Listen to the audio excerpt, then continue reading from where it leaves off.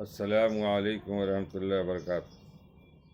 حضرت سلمہ رضی اللہ تعالیٰ عنہ، جو رسول اللہ صلی اللہ علیہ وسلم کی اہلیہ محترمہ ہیں، فرماتی ہیں کہ میں نے رسول اللہ صلی اللہ علیہ وسلم کو ارشاد فرماتے ہوئے سنا، جس بندے کو کوئی مصیبت پہنچے اور وہ یہ دعا پڑھ لے، اِنَّ لِلَّهِ وَإِنَّا إِلَيْهِ رَاجِعُونَ،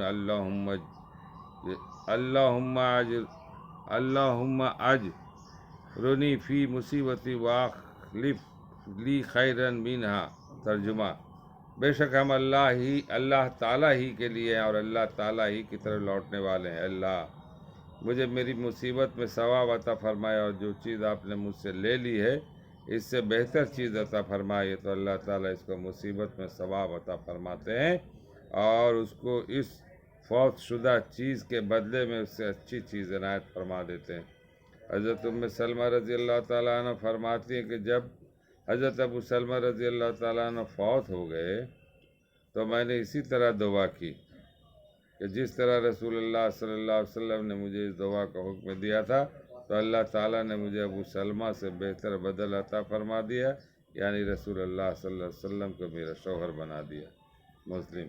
اللہ تعالیٰ ہم لوگوں کو پڑھنے اور سننے سے زیادہ عمل کرنے کی توفیق عطا فرمائے۔ وما علینا الا البلاغ۔